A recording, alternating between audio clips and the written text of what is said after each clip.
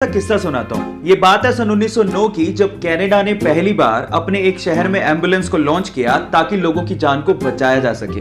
लेकिन हुआ उसका कुछ उल्टा ही। वही एम्बुलेंस शहर में टेस्ट ड्राइव के दौरान एक बंदे पे चढ़ गई और वो बंदा बुरी तरह से घायल हो गया।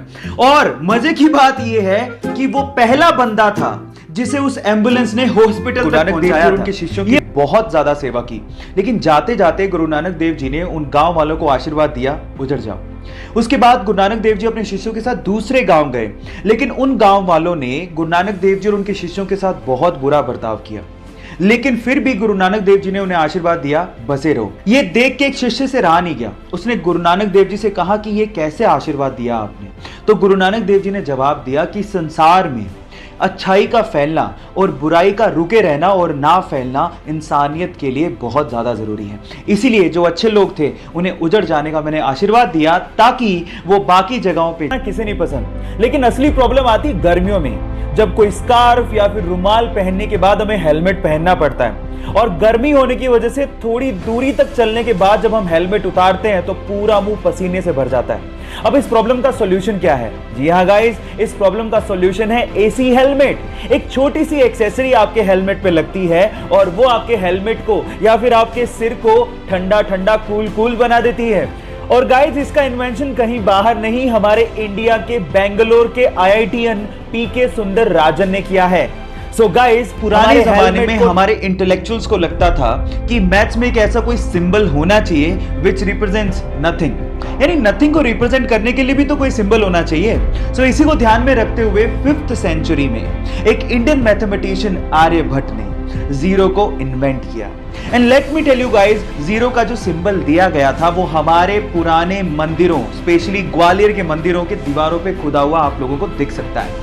सो गाइस, अगर आप ये सोचते हैं कि जीरो की इन्वेंशन कोई बड़ी इन्वेंशन नहीं है, तो मैं आपको आपकी जानकारी के लिए बता देता हूं, अगर जीरो इन्वेंट नहीं हुआ होता ना तो बाइनरी लैंग्वेज नहीं आती, और बाइनरी लैंग्वेज नहीं आती तो एक कंप्यूटर लैपटॉप कुछ नहीं होते। जब शून्य ना देता भारत तो चांद पे जाना भी मुश्किल था। क्या आपको भरता है, लेकिन उड़ान के थोड़ी देर बाद ही पायलट को समझ में आ जाता है कि इसका जो फ्रंट व्हील है खराब हो चुका है। अब पायलट प्लेन को लैंड कराने का फैसला करता है, लेकिन लैंड करवाने से पहले वो प्लेन को लगातार 2 घंटे तक आसमान में ही चक्कर कटवाता है ताकि फ्यूल खत्म हो जाए और लैंडिंग के वक्त उसमें आग ना लगे। और उसके बाद अपनी सूझबूझ का परिचय देते हुए वो ये कोशिश करता है कि आगे का व्हील जमीन को ना छुए, जिससे आग लगने की संभावना कम से कम हो। और ऐसा करते हुए वो 140 यात्रियों की जान बचाते हुए प्लेन को लैंड करवा देता है। तो पायलट की सूझबूझ के लिए और 140 यात्रियों की जान बचाने के लिए बंदा शायद ही आपने अपनी जिंदगी में कहीं देखा हो। सेल्फी लेने का शौक सबको होता है, तो ये बंदा भी अपने प्लेन में बैठ के उड़ान भरने से पहले सेल्फी ले रहा था। लेकिन उसके बाद जो हुआ वो मंजर हैरान कर देने वाला था। देखिए